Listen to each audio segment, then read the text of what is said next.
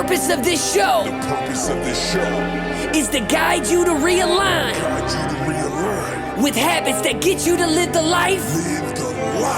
Welcome back to the Habit-Based Lifestyle Podcast. I'm your host, Jesse Ewell. Today, I got a very special guest, Julie Nise. She is the creator of Outcomes Only. It is a relationship and communication training business. Julie, I want to welcome you on the show today. Thank you. It's a pleasure to be here. Can't wait to talk about this fun stuff with habits with couples.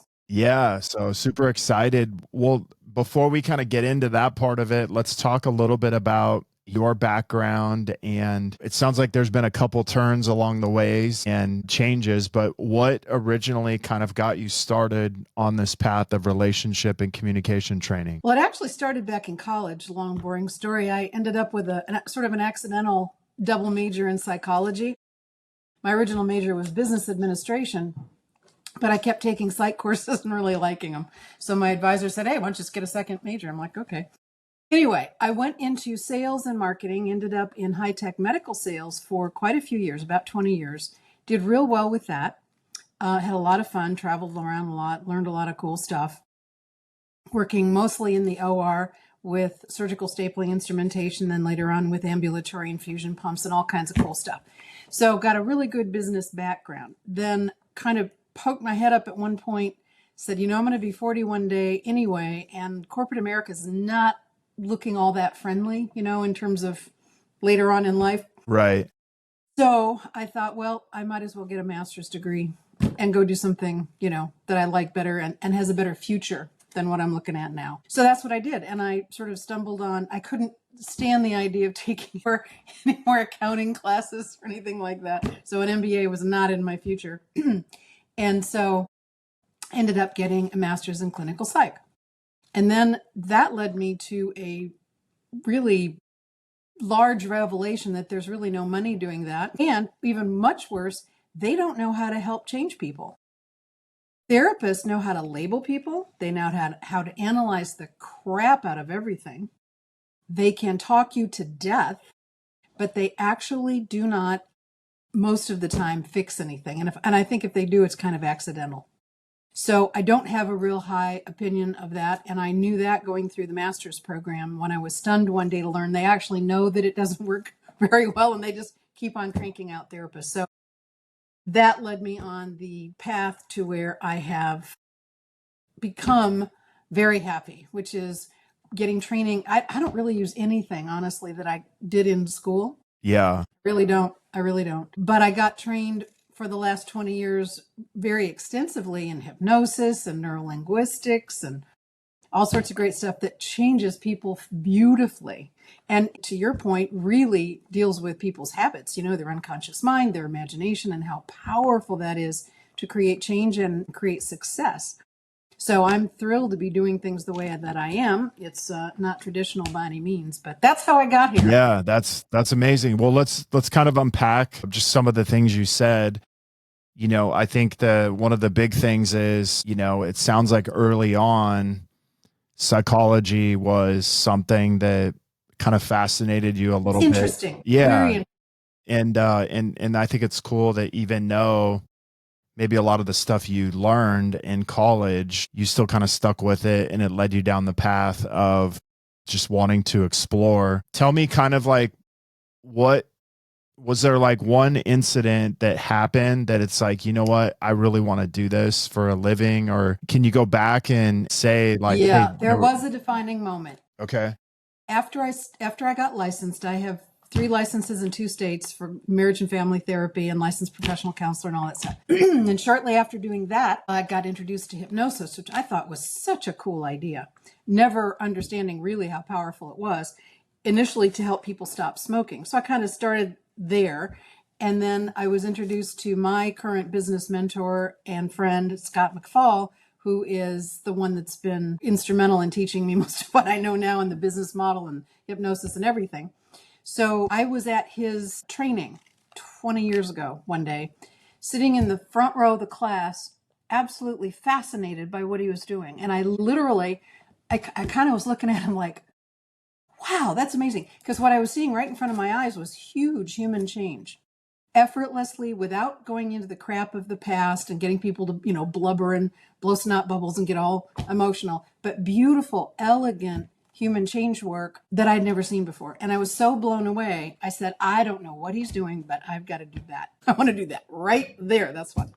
So tell me a little bit about like hypnosis and like what it really is, especially for our listeners who don't understand it. Yeah. Well, and most people don't. So thank you for giving me the opportunity to explain it, because there's so many myths and misconceptions. It's really sad because it's such a great tool. So first of all, there are several people always say, well, I don't know if I can be hypnotized. Well, yeah, okay. Everybody can, is the way it goes. But there are 4 exceptions to that. One exception is if you have an IQ less than about 90, because then your comprehension just, isn't going to be there. Okay. The second one is if you are out of touch with reality, just, not cognitively functioning because you can't understand what's going on. Right. Third would be if you're drunk or high, because then you just can't pay enough attention. You would not be a good candidate. But the biggest category of people who can't be hypnotized are people who do not want to be.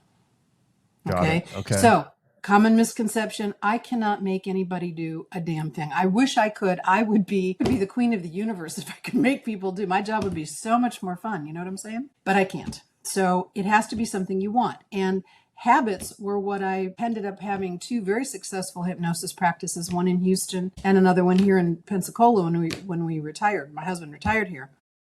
And it dealt almost exclusively with bad habits like smoking and overeating and biting your fingernails and all sorts of stuff.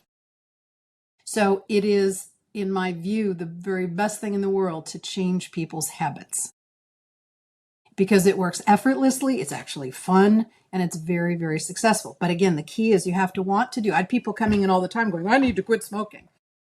I'm like, well, shit, you've needed to quit smoking since the first day you lit it up, Right.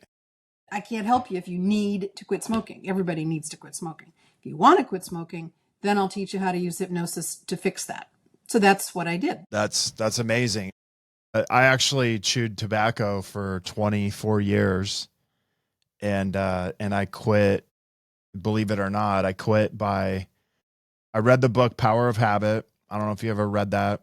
No, sounds good though. But it really just talked about, replacing. One is you kind of have to replace a bad habit with a new habit, which oftentimes I'm sure you see people stop drinking and then they start eating sugar or they stop smoking. Exactly. So it kind of taught me how to replace an old habit. But what I didn't understand when I first started doing it is a lot of times people think, changing a habit is like cold turkey. You got to stop, and that's. Well, it could be. It isn't always that way, but it could be. The thing is, with things like overeat, there's a whole pile of things people do to change how they feel. And over drinking, overeating, smoking, biting your fingernails, eating candy, blah, blah, blah. All of those are sort of in that pile. And it's all for one reason. See, those are all symptoms of the problem, not really the problem itself. Right. And the problem is stress / anxiety / tension, something. They do not feel the way they want to feel. And all of those things give them a temporary way to feel better. So if you're going to exchange one habit you don't like for another habit you do like, that can often be done right away. Right.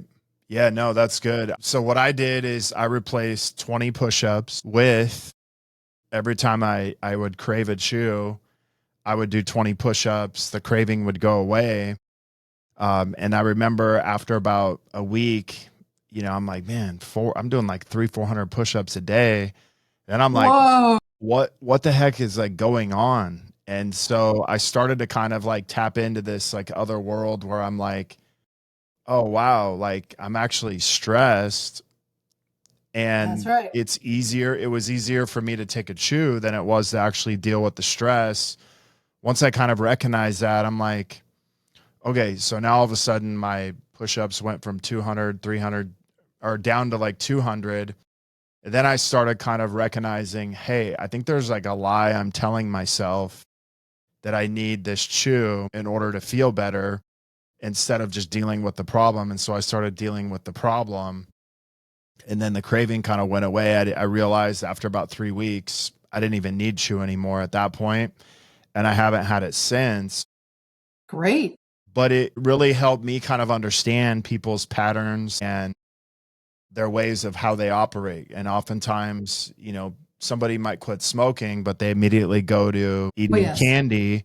Very And common. it's like, okay, so basically you just traded in one addiction for another. And instead of it being healthy, we've kind of rationalized that it's better than at least smoking, even though, you put on 20 pounds. So I'm curious how like you see that same thing, because it sounds like we're on a very similar thing. It's like, hey, some stressful situation happens and it's easier to smoke, eat, drink, snort than it is to actually deal with the real problem. And so we just figure out how to like mask it, So I'm curious like how your process kind of works with that. Well, when I had the hypnosis clinics, and certainly when I do hypnosis currently, it's never like a one session thing. Yeah. That's actually unethical, I think, because you never get a chance to follow up. So a lot of times, in fact, we like to think most of the times in the smoking cessation hypnosis programs, or especially the weight loss, that's a little bit bigger deal. We would follow people over time, and it's not just simply, you start with exchanging one habit for the other. Then with hypnosis, you get a beautiful opportunity to help people change their perspective on how they feel about themselves. So we get into a lot of self-acceptance sort of topics and success-oriented topics and changing focus. And I wonder if you realize one of the clever things you did when you did your stopping dipping. In NLP, we have a saying, if you want to change your mood or your state of mind, change physiology first. And that could be as simple as standing up and just waving your hands around, or like you did, knocking out some push-ups or whatever. But changing your physiology actually helps shift your perspective and your mood. So that kind of is the first thing you want to do if you're trying to break a habit like that. So that was very clever. And that's kind of, Tony Robbins, change your state. Right? Yes. Yeah. Yeah. Everything Tony Robbins does is NLP. And that's what I do as well. That's great. And, I always look at like, I think that was the first thing that helped me recognize that I could change. The second thing it helped me recognize is like, okay, I'm doing all these push-ups, but what am I really learning from it, and what's going on to make me, crave this thing? And so I started kind of equating that every time I craved to chew, it was actually stress related. Right. And then that stress was actually attached to a lie. And once I started to kind of like connect the dots, I was like, okay, so really I'm lying in the moment about how I feel or something going on. And instead of just dealing with it, it was easier just to kind of cover it up with the chew and never actually deal with it. And so that was probably my biggest takeaway from the whole thing, was the push-ups helped get me out of that state. But what really helped was recognizing the lie I was telling myself. And you took an interesting path to do that, which was very cool, because obviously you're very smart and you kind of figured it out logically. One of the beauties of hypnosis is you don't have to figure out anything logical, because you're not using the intellect part of the brain, you're using the imagination part.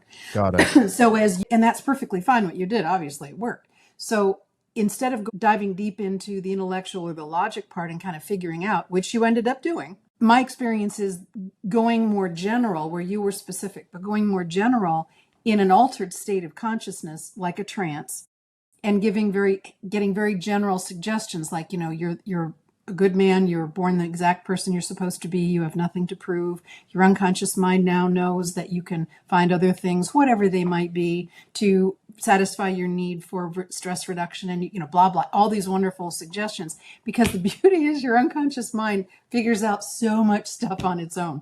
It doesn't need to be told specifically. That's one of the real cool things about it. Yeah, that's amazing. So basically, I hear that maybe I'm a little more fact driven.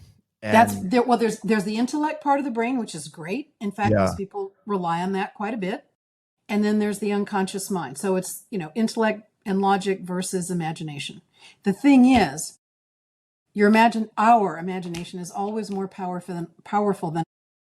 Yeah, that was the next thing I was going to say, is I think imagination is a little bit, are better to tap into for something like that, because you don't really have to try to figure it out. It just you kind of figure it out on your own, right? Right. Well, your unconscious mind is directly responsible for most of the habits we have. Yeah. So it only makes sense. Humans do not change things by logic, really. They change things in their imagination. Even in your situation, when you were trying to figure things out, I'll bet at some point you had to imagine what it would be like, for example, to do push-ups instead of take a chew.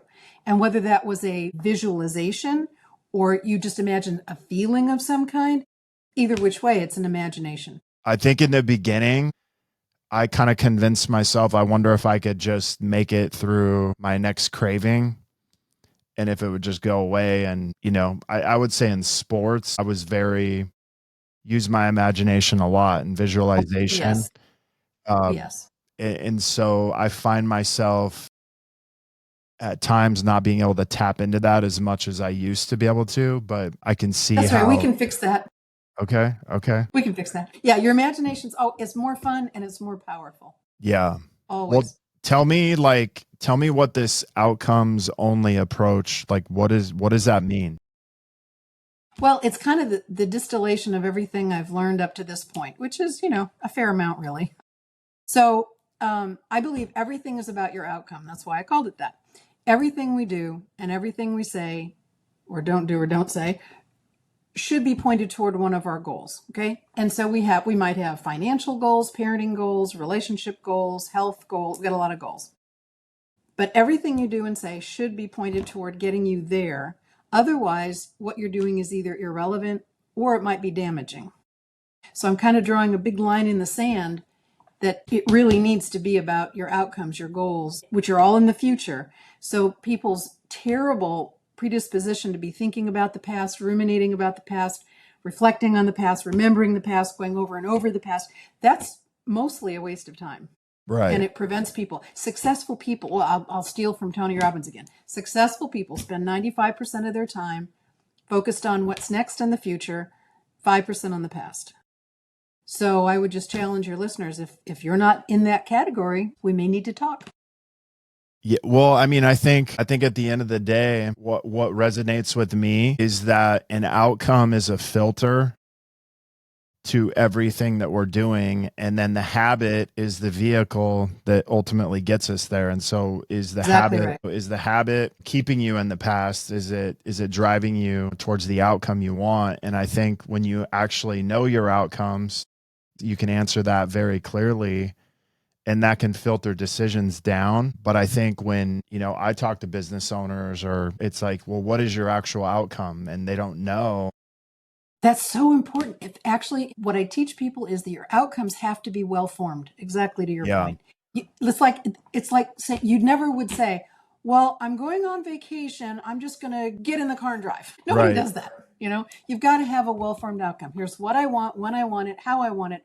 And most importantly, because this gets to one of the two most important habits I teach people that you would ask me about, is you have to be in sensory imagery or feelings in your head when you imagine your outcome. It can't just be, I would like to make, so many thousands of dollars, or it has to be very specific. What you will see, what you will hear, and what you will feel internally in your body if you actually achieve that goal. Like what actually, so you kind of play a movie in your head, and absolutely then you have to build habits. But the second habit that I was going to mention that would be really great is to be always in that filter of forward thinking, which we call genius thinking. Genius is not about intellect or being smart. Genius thinking is noticing only what could be. Got it. Okay. Intellect is noticing and analyzing what is or what was.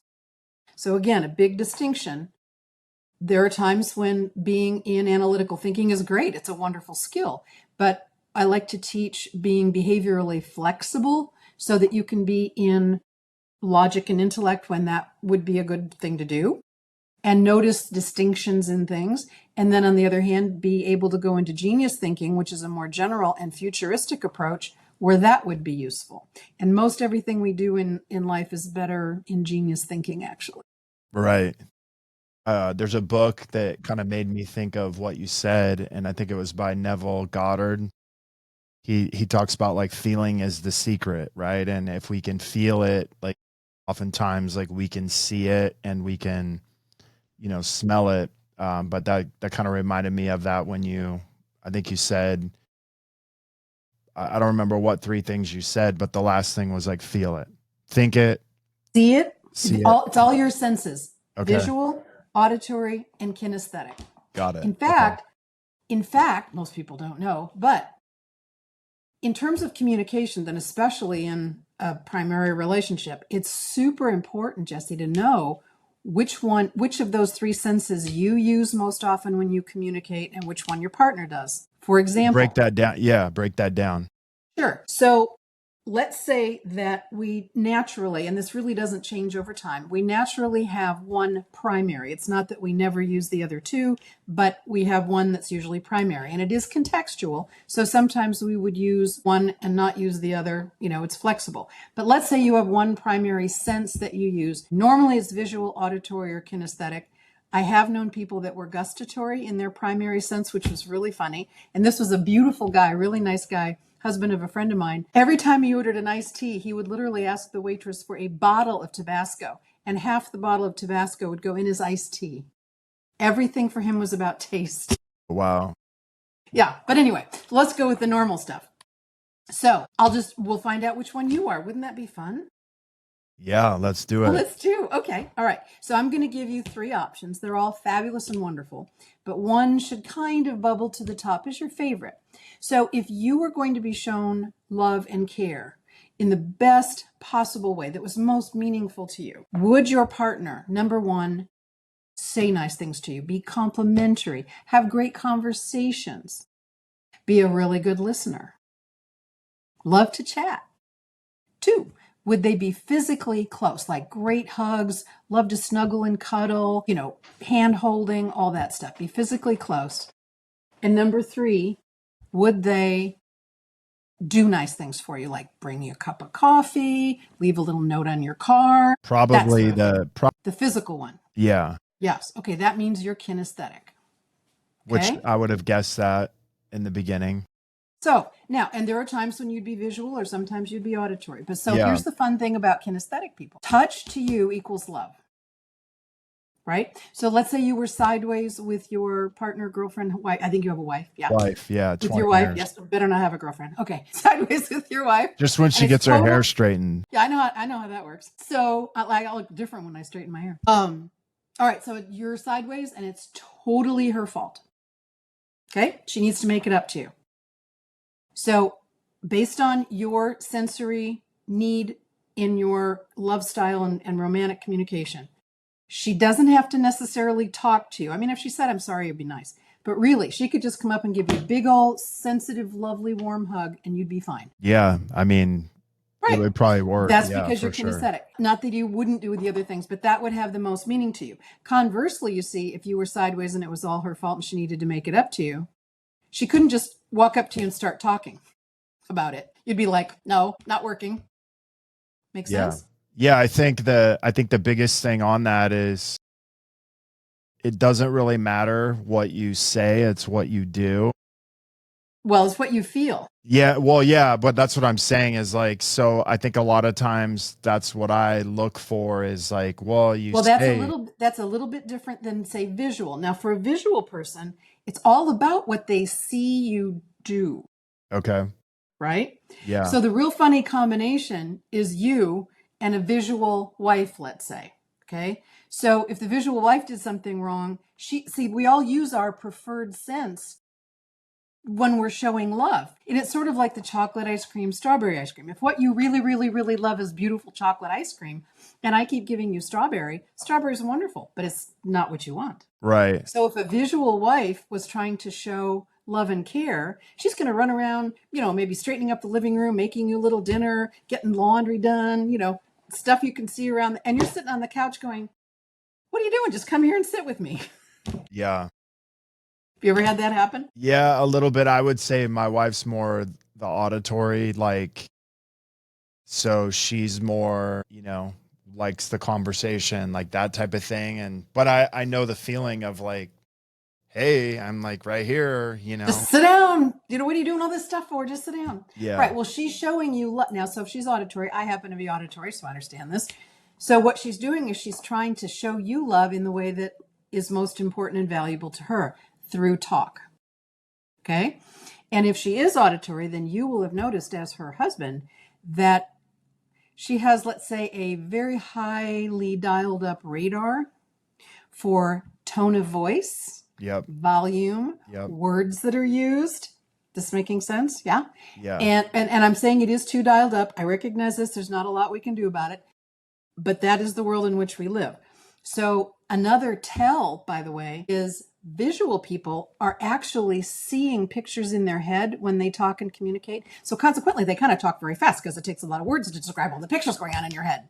That's a tell that you're visual. Auditory people tend to talk kind of like I do, sort of medium pace, medium tone, medium volume, sort of at a medium stuff. Kinesthetic people usually speak slower, like you do. That's another tell, because you're literally feeling what you're saying. Now, the really interesting thing is there's a whole list of words and phrases that correspond to whether you're visual, auditory, or kinesthetic. And so if your partner really wants to communicate really well with you, they'll learn those words and start using them. For example, if I wanted to teach you something, I'd say, Jesse, first of all, I'd slow down my speech. Jesse, what I'm going to teach you is so easy for you. It's going to feel like it has substance. It's going to be very smooth. It's not going to be rough, and it will have some weight to it. So when you take it in, it's like you can really digest it and feel it. So you feel grounded and settled when you learn it. Now, see, to you, that probably made a lot of sense. To all your auditory and visual people, they're going, huh? What's she talking about? But I could do the same for visual or auditory. So it's really interesting what these sensory communication styles are. Got it. Okay, cool. So your wife, for an example, she feels love when you talk to her. Literally, love is what comes in through her ears. That's what she perceives it. So yeah, she might like to hold hands or snuggle or cuddle or have you do, take the dishes out of the dishwasher. She might like to watch you do stuff. But really, love to her is when you talk to her or listen to her, that you're a good audience. And then usually if I'm mad about something, the last thing I want to do is talk to my wife. Right. Which for her is, like. And then the last thing she wants to do is touch me. Touch you. That's right. Got it. That's right. So you guys could correct 20 that years, right I figured that part out. Now it's kind of working your way out of that, It's easy. Just don't do it. Yeah. Well, okay. So this kind of goes to like limiting beliefs or like patterns. Like, what do you think is one of the biggest things you see holding people back in relationships? What are like, maybe, I don't know, the top two things you see? Resentment is number one. Okay. And a focus on the past is number two. Okay. Which really correlates to number one in most cases. Right. And you mean resentment by like things that happened in the past that haven't been dealt with or have kind of been swept under the rug? Or, well, might not have been resolved. They've usually dealt with it, but not necessarily in a great way. And they're unresolved. Okay. So the thing is, one of the first things I have to figure out is whether or not somebody is in there to get revenge or they actually want to fix it. Got it. Because we are at the moment, sadly saying, we are in a victim-centric society. Right. It's cool to be a victim. Oftentimes, even when you're the perpetrator, which is certainly true in relationships.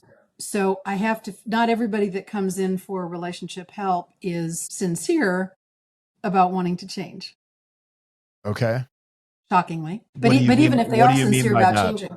Like they think they want to change, but they don't actually want to do the work to do. That happens too, but I'm talking about people who actually like doing harm. So keeping the resentment is their actual goal, the secondary benefit of having a problem. It sounds like a miserable way to live.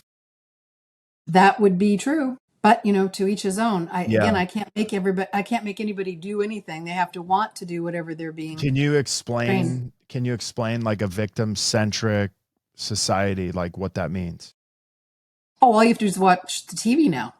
Yeah. I'm going to show my bias here. I realize that. Apologies for those that are offended. right now it's very cool to be a victim. There's a victim Right.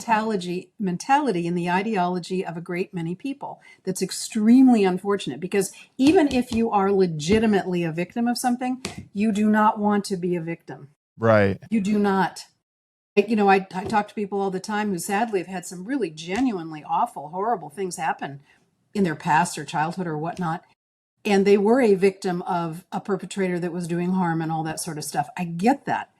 I'm not diminishing that at all. But the point is, how do you want it to go next? Because you either carry this shame or guilt or burden or I'm less than forward with you, or you say, that's not going to define who I am. So a limiting belief is actually thinking in any way you're a victim, even if you actually are. Right. What was the I can't remember the saying. It was about something like, even if it's true, like what are you going to do about it? Like, how do you want it to go next? Yeah. Yeah. See, that's another example of genius thinking. So given that we are the net of all of our experiences, whether they're good or bad or up or down or whatever they are, we can't change that. Now, from a faith perspective, everything that's happened to us is part of the bigger plan. That's Right. my belief. So, faith doesn't say everything that happens to you is going to be good or easy or fair. It doesn't say that. So whatever struggles, and we've all gone through something, Yeah. whatever struggles you've gone through are there to teach you something. So in the big picture umbrella, everything does happen for a reason. So that's why I believe there's no mistakes in life. There's only feedback and learning you get. Got it. Which is a very cool way to look at your past. Yeah, no, and be really self-accepting. Yeah. I think that's, really powerful, because one of the things I see a lot on social media is, I kind of call it like toxic vulnerability.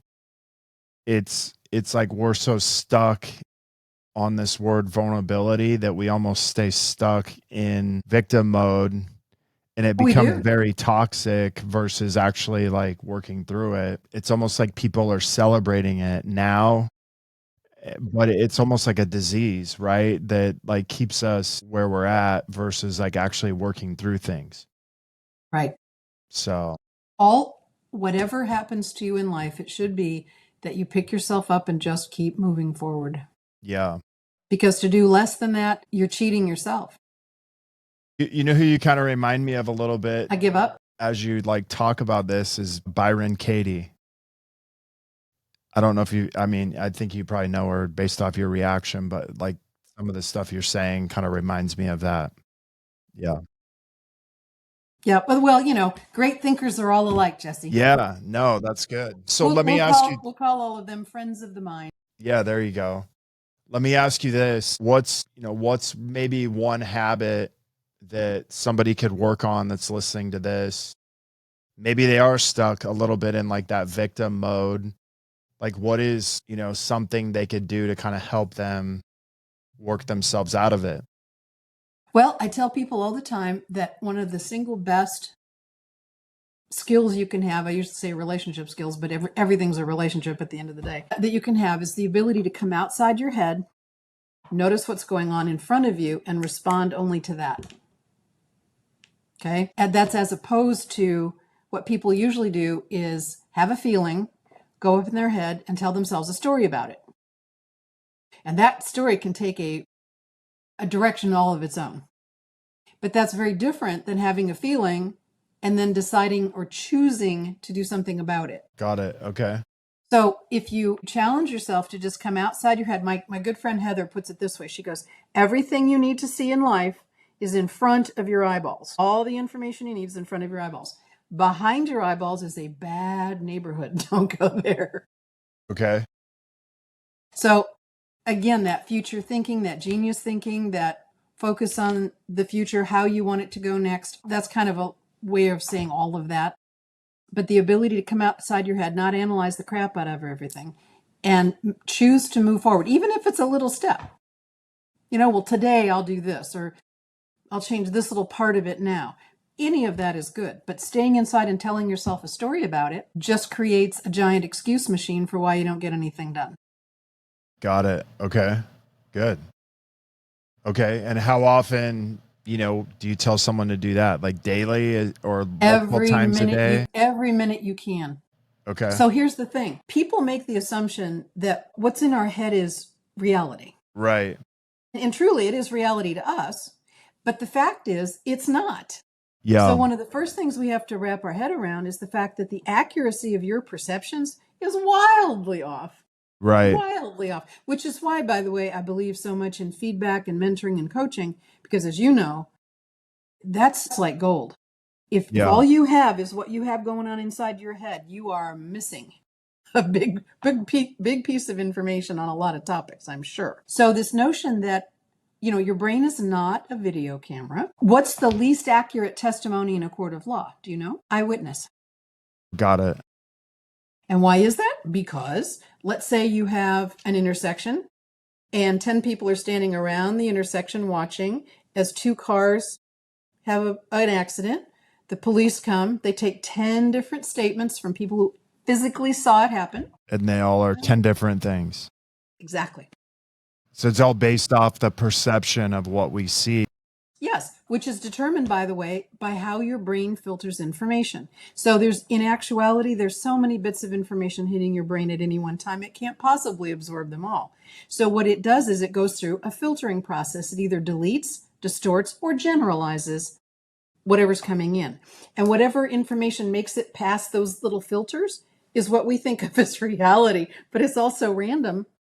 It can't ever be. Which is why outcomes are so important, because are you getting Not closer perceptions, to right. the outcome or farther away? And that kind of filters everything else out. That's right. So it's not your opinions. It's not your damn perception. It's not your damn feelings. It's your outcome. Yeah. Okay, so we kind of talked a little bit about, maybe a little bit more of the things you see in relationship. What about in business? What's maybe like something you see oftentimes when you're working with a business person? Well, of course, a lot of the same things. The problem is with a business person, particularly if they've had a lot of success or they have a lot of money, they are very insulated in having to make change. Got it. That's anybody who has fame, wealth, notoriety, they kind of have a pass for actually learning things because they don't have to. Got it. Okay. People who have to learn or have to change tend to get pretty good at it. But if you don't have to because you have resources or you have wealth or you have success, it makes it very hard to train. So that's one aspect. The other aspect is in businesses, I am often quite shocked at how bad the sales training is. Like legitimately bad. Okay. And so that's sort of a pet peeve of mine, but well, you're a natural closer, right? 20 years of it. Well, yeah, I could agree with that, but I'll also sort by distinction and say that I disagree with part of that because most people think of closing as making somebody do a forced choice. Right. Or manipulation. Now, sales for sure is manipulation, but so is your relationship with your wife and your kids and everybody else. The problem I see with most people's business approach to sales is they look at it from sort of the used car salesman sort of basic stuff. And that's as opposed to being very, very other-centered with your clients, to be on the same, to be literally a problem solver, not a closer. Right. Because a closer sort of, and I'm sure you didn't mean it that way, but it sort of insinuates you'd close at any, get the sale at any cost. No, there are times when you walk away from a sale. There's times when you talk them into a smaller sale if it's in their best interest. So it's whose interest are you looking after? I'm looking after the customer's interest. And if I can't serve the customer's best interest and highest good, I have no business doing business with. Got it. Yeah. And I mean, of course, what I meant by that is obviously, I kind of think of like a salesperson as a guide to helping them make the best decision for Problem where they're solver, at. not even a problem solver, pure, plain and simple. And the biggest mistake most salespeople don't make is the very first few sentences or questions in the very first conversation you have with a new customer should be, what's causing you pain? What are you not getting? Where is the problem? Yeah. I have had to train them out of having gobs of conversation, giving gobs of information when they don't even know what the need is. Right. It's actually stunning to me. The first question I ask people coming in to see me, like in couples or relationship work, is, what are your goals? What do you want to achieve? And where are you stuck? If I don't know where they're stuck, how can I get them to the goal? And if they don't know where they're stuck, then, probably don't know where they want to go either. Right. And so then it just evolves into, well, he did this and she said that, and you can't pay me enough to listen to that. No. That's pickleball, right? At that point. Well, that's traditional therapy. If you go for traditional therapy, the therapist is likely to let you argue in front of Who's them. the biggest victim is usually what it comes down to. Who's at fault? Who's got the most blame? Who's the biggest victim? All horrifyingly bad. Okay, so all right, let's do some practical stuff here if you want Sure. to go from there. Sure.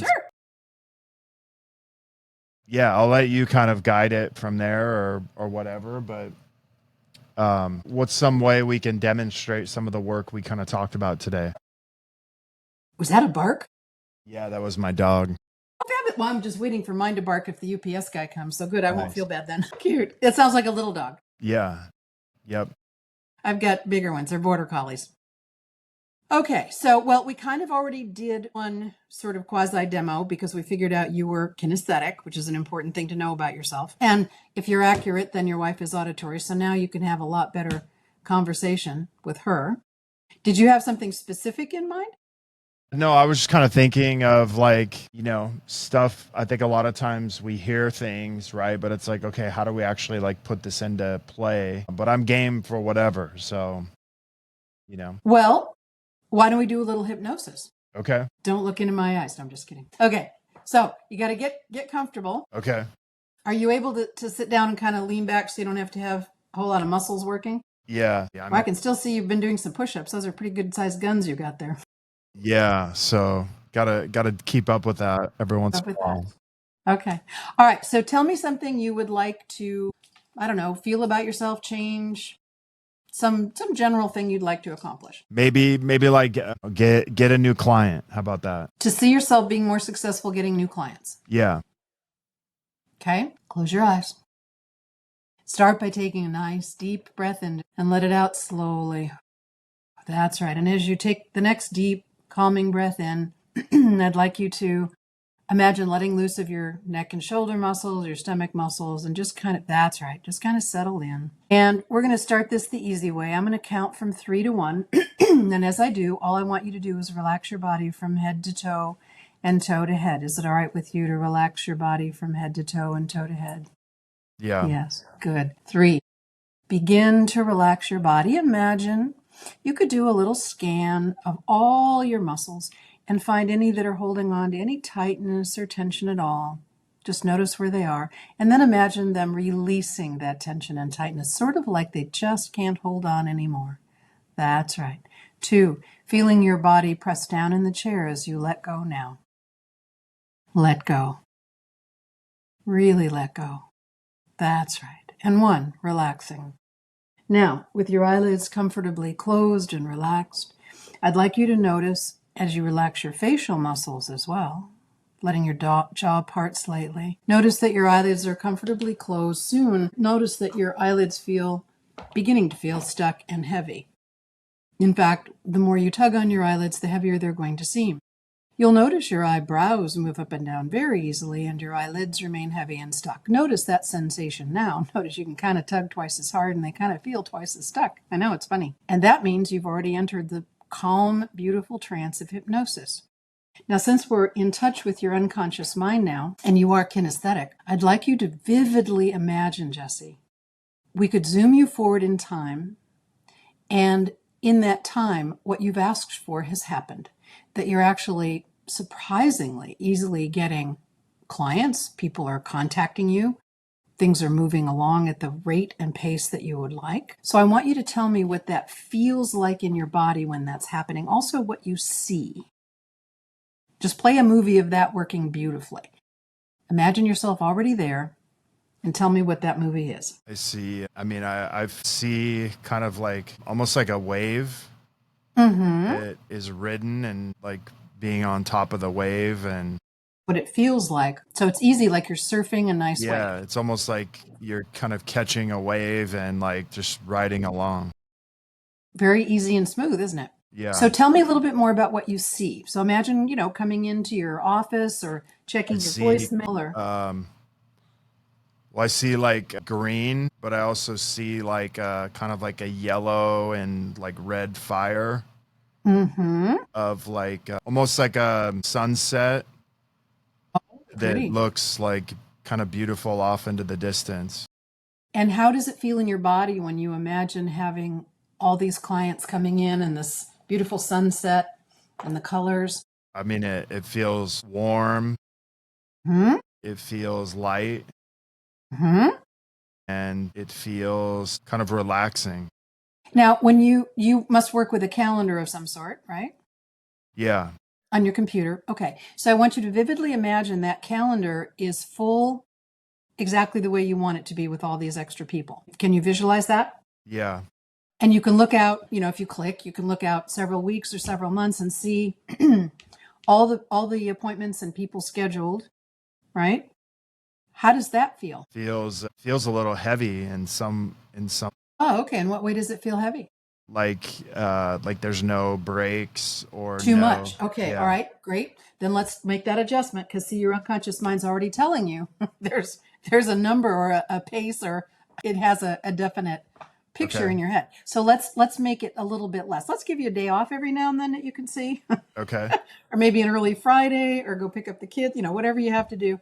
So let's say your schedule is as full as you would like it to be and give you the opportunity to live your normal life besides work. What does that feel like? Free.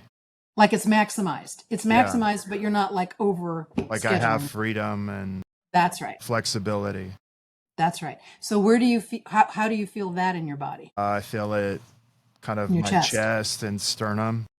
Good. Does that feeling take pressure off of you or put pressure on you? Now it's like taking pressure off. Perfect. And does that seem balanced and centered to you? Yeah.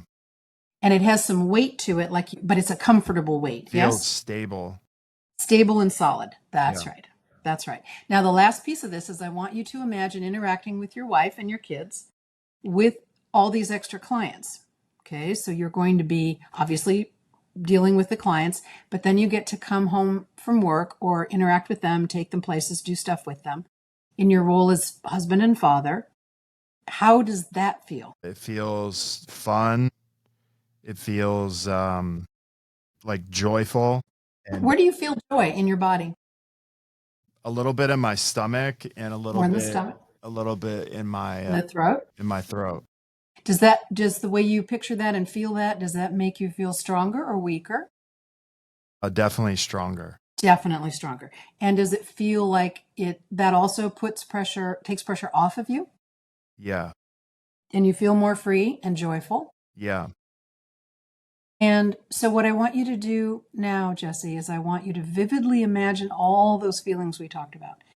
The joy you feel in your stomach, the freedom and success and comfort that you feel in the chest area, knowing you have all these clients, and that I want you to see it as a very short path. I want you to feel like it's easy to get from where you are now to there. It's just like stepping into it. In fact, it feels so easy to step into that vision and feeling of how you want the future to go so that you really want to be there. It's fun to imagine. So as you intensify all those feelings that you felt, the relaxation, the calmness, the joy, the success, the happiness, the comfort, when it's really true for you, that it feels like you could just step into that feeling anytime you wanted to, and that it's out there waiting for you, then and only then your eyes will open easily. Until then, they'll stay closed to let your unconscious mind do whatever it is it needs to do to make all those things happen in the way that you've seen them and felt them. So you take all the time you need. I'll wait. There you go. Now, keeping your head where it is and looking up slightly, like sort of at the ceiling. There you go. I want you to tell me, what color is your car? Gray. Gray. Okay. And what's your shoe size? 11. 11. Okay. Now, look at me. And I want you to tell me if you can. I want you to go inside yourself and I want you to see if you can recreate that feeling of, let's say, doubt or concern about getting clients. And if that's any different now, or you can't find it, or you don't want to, or what's that like? kind of hard to do it. Double check. Really try. Give it some effort. Now you got to look up when you do it, and I'll teach you something else. So look up when you do it. To create the doubt. See if you can create that same feeling of doubt and concern about clients. It's different, isn't it? Yeah, I feel like I'm having a really hard time doing it. Then that's legitimate. Okay. That's legit. Good job. You did awesome. I'm very proud of you. Now, let me tell you something else that's kind of cool. Kinesthetic people, so there's eye accessing cues that we pay attention to. So the reason I had you look up is that when you're looking up, that's putting you in the visual plane in your head, in your brain. So it's easier to picture things and not get your emotions involved.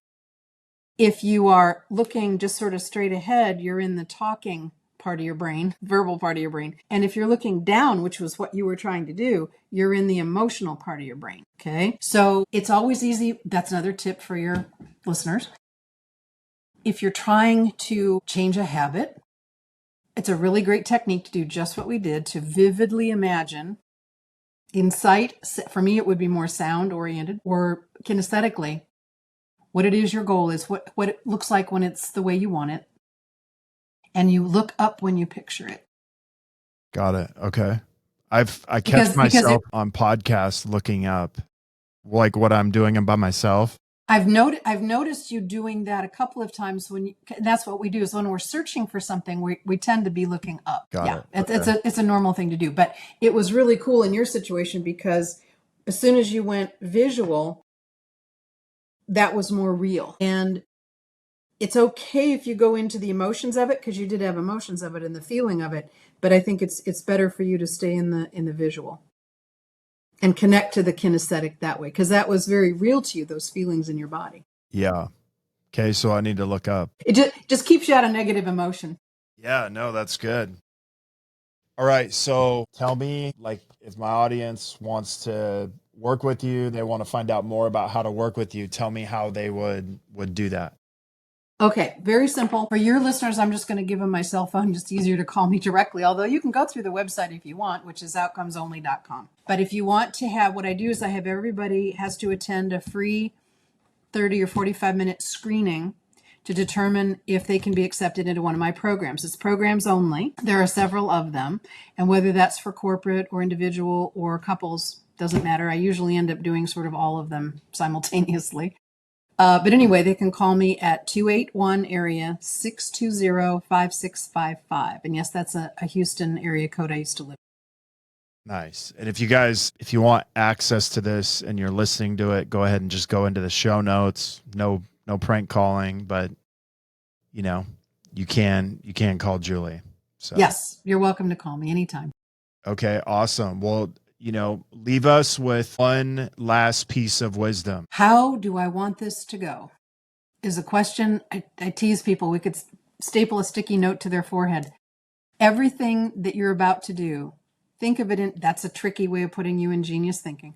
How do I want this to go? How do I want this conversation to go? How do I want this weekend to go? How do I want this disagreement to go? It's just a real great way of defining your thinking based on the outcome first. And then you start from where you are and figure out how you get there. Okay. I like it. I feel like I'm using a different part of my brain to figure that out, right? Which I think is the point. Okay, cool. Well, thank you so much for being on the show today. I really appreciate you and looking forward to working with you. Likewise, I had a great time. Thank you very much. Yeah, it was a blast. I love the practical, stuff you give us, which is amazing. If you guys want to find out more about Julie, how you can work with her, just go into the show notes and, give her a call, jump on our website. She's got some amazing work she's doing. I actually heard about her from one of my friends, Anthony, heard her on the podcast and wanted to bring her on here for my listeners. So Julie, thank you so much for being here. Guys, my pleasure. If you want to find out more about the Habit-Based Lifestyle podcast and the Habit-Based Lifestyle community, go ahead and go into the show notes. You can get inside of our free Facebook group. You can also email me, Jesse at habitbasedlifestyle.com. Until next episode, have a great day. God bless. Thanks again. You've always dreamed of. This is the Habit-Based Lifestyle podcast, with Jesse Ewell.